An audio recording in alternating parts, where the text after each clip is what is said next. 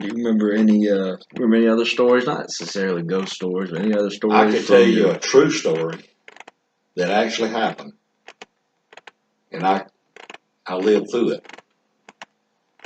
My dad was a chief deputy sheriff in Colquitt County in the year of 1965. In fact, it was the fall of the year. There's a little community between Moultrie and Tifton. Uh, it's called Crossland, Georgia. And just out of nowhere, in the fall of 65, people started calling the sheriff's department and reporting strange screams and hollers coming out of the woods in the community.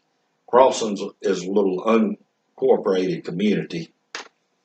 It's got 300 or 400 people that live in proximity of each other. There's a creek that runs just on the outskirts called Warrior Creek. You can look it up on the map. And these strange sounds that were coming out at night that was terrifying the community.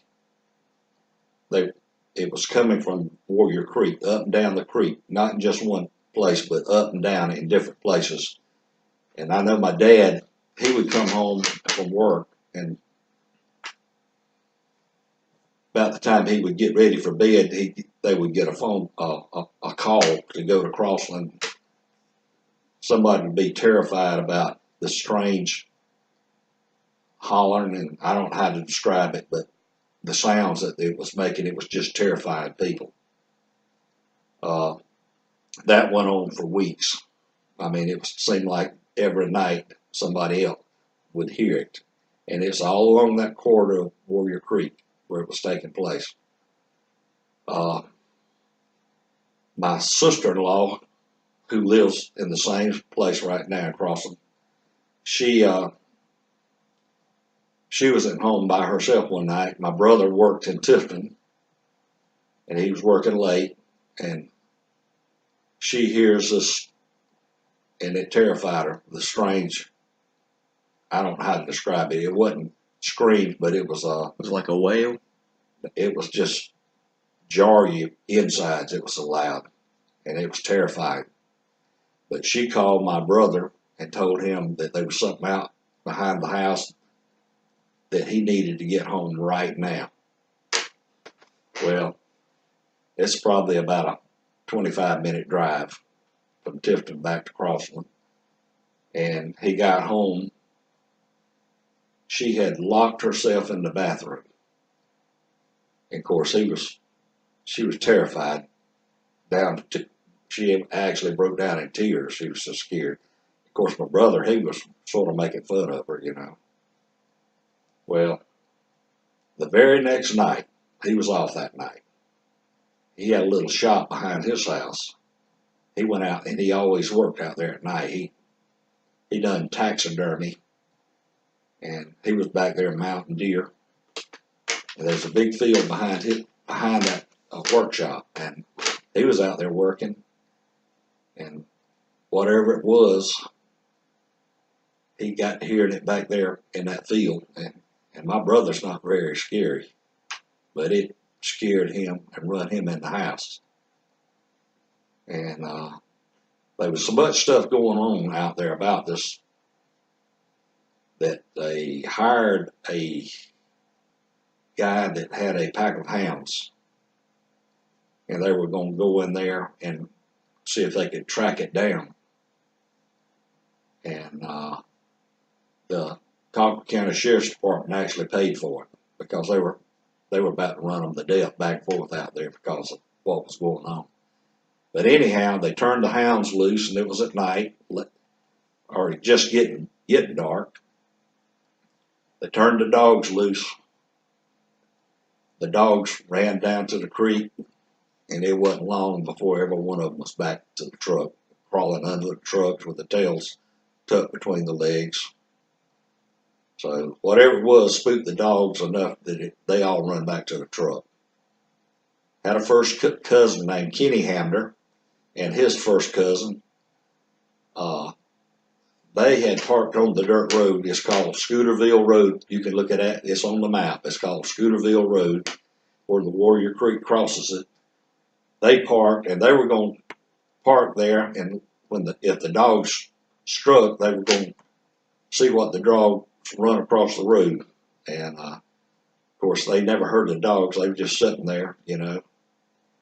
And the dogs never.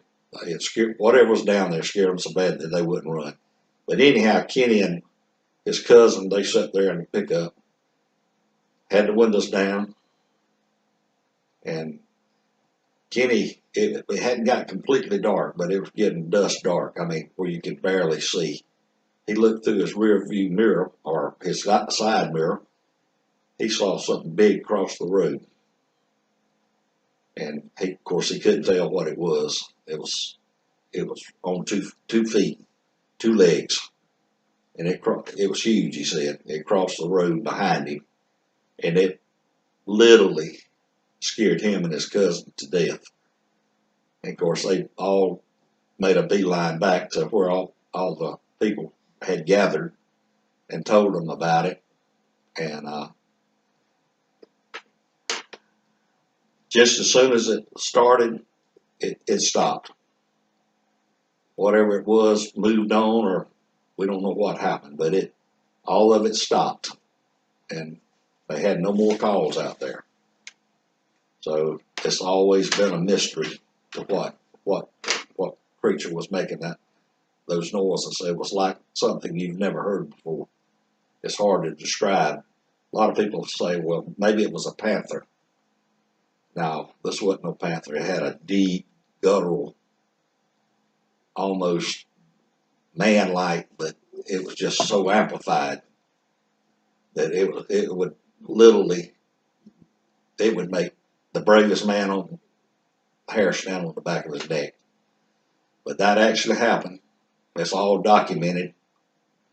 And I don't know how long they keep their records, but this happened in the early fall of 1965 in Colquitt County, Georgia, a little unincorporated community, Crossland, Georgia. Crossland's just outside of Omega, Georgia. Omega's in Tift County, and then of course you have Tifton. That's also in. But that's something I'll never forget, because I know it was wearing my daddy out. He was going out there every night, you know, on calls. He'd get home and somebody else would call. He'd have to jump back in the patrol car and head back that way. And it had people terrified out there. But as soon as it started, it stopped. It lasted maybe 2 weeks. And evidently whatever it was moved on up the creek, and nobody ever heard it or have heard it since. What do you think it was? I have no clue.